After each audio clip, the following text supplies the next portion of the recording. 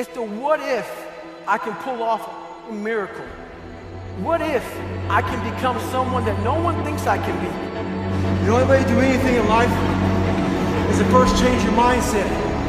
Start telling yourself you can do anything through hard work and dedication. One key word in everything with success is learn how to suffer. You must learn how to suffer. Those who suffer win.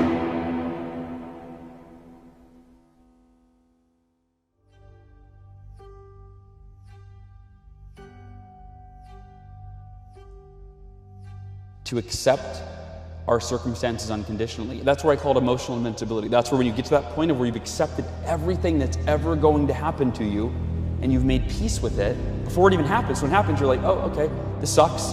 Worst thing that I could ever imagine, but I can't change it, so I'm not going to. Problems are difficult enough to move through and overcome.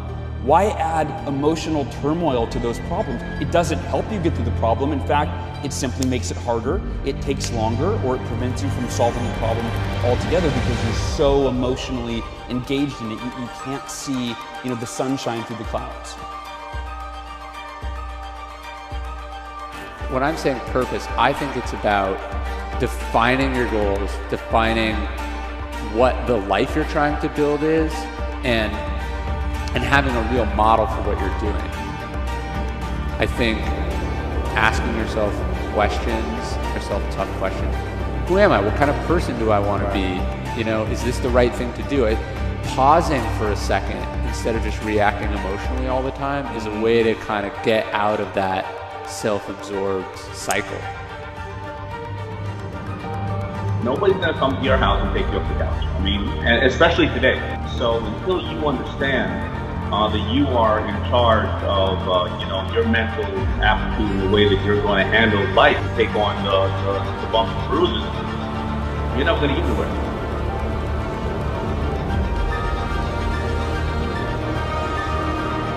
Quote is this: the question is not, are you worthy to reach your goals? The question is, are your goals worthy enough of you?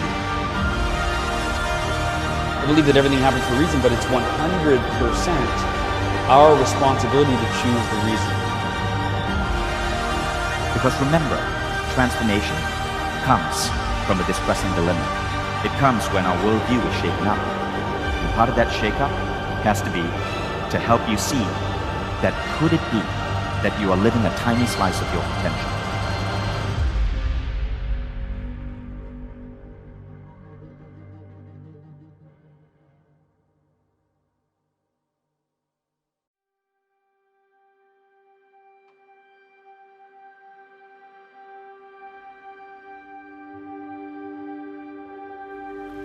Life is always giving you a test, trying to give you a way out, trying to give you an excuse not to show up. But guess what? You gotta have the mentality to show up every day of your life. And the most important thing is you like you. So whatever you wanted to hear, say it to yourself, because your mind doesn't even know that it's coming. And also it doesn't care. Your mind doesn't care if what you tell it is right or wrong, or true or false, or even if it's good or bad, it lets it in.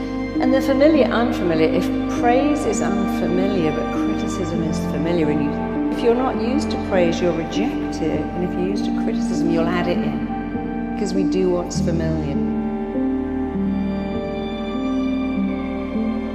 If they look at all their successes, where they're happy or where they've overcome things in life, they realize they dug deep into something. They realize that they didn't take no for an answer. If they look at where they are stuck or challenged, they need to reflect and say, at what point in my life did that starry-eyed person, where did it go? And what took that away? Once you accept that, you'll realize you can get back to where you were, or that good moment, but you just have to take a hard look and take inventory. Until you create that change yourself, what do you expect to get out of it? You're gonna get zero. Realism is nothing more than a socially acceptable form of pessimism. The people with the most consistent track records of success don't think in terms of what is, they think in terms of what could be. I experience negative emotions, right? And the difference is, what do you do with that emotion, right? So the emotion isn't the problem. It's what do you do with it? It's not that emotional state that's the biggest problem for most people, myself included. It's what we do with that state, and we usually judge it. But don't give it a lot of importance. Don't give that temporary emotional state a significant amount of significance, right? Just go, this is temporary, I accept it, whatever. You can make anything familiar or unfamiliar. And my advice to everyone is look at your bad habits and make them unfamiliar. And look at what you want, especially praise, and make it familiar.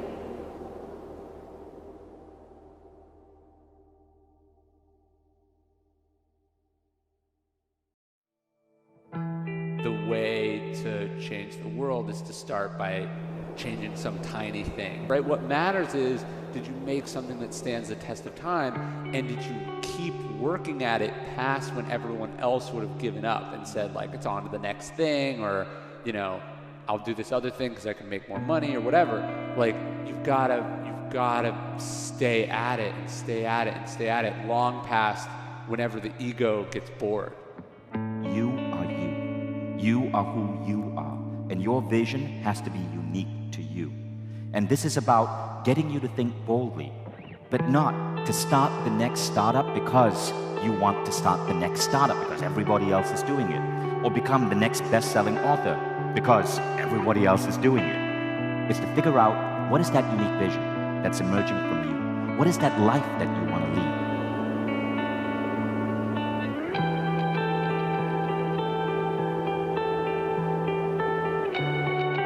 It's taking a hard, deep look at your inventory of, what in life was your successes, what were your failures, and how did you learn from them?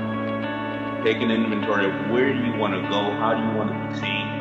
Taking inventory of what is your assets right now. Do you have a certain amount of time? Are you somebody that lights up the room? When you come in, do you want to cure somebody's problem? Do people love you? Are you willing to work harder than everybody else? Where is the empathy you see in the world that's going to need to be changed? So you take inventory of all these needs, some real soul searching, and you're at the first step of living a very fruitful life.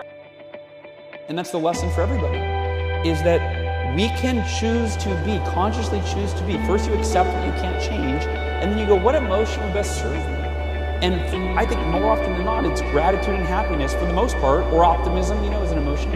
But we can be the happiest and the most grateful we've ever been while we are going through the most difficult, painful, scary time in our lives. And here's the thing, it just makes it that much easier. It doesn't mean that it doesn't suck, but it means that you're not letting the fact that it sucks completely control your emotional well-being. But every person that's created extraordinary results, that's changed the world, that's become, financially free, whatever the result is, they established faith that they could do it. The faith was unwavering, and they put forth extraordinary effort until, and the operative word, underline the word, circle the word until they got there. We're programmed in the past, and we need something in writing to program us based on what we want for our future. No matter what life throws at you, it's our responsibility to show up to the Coliseum of life, prepare for battle. I don't care what you're going through, what life's throwing at you. It's your responsibility to find your new 100%. Take it upon yourself to do that.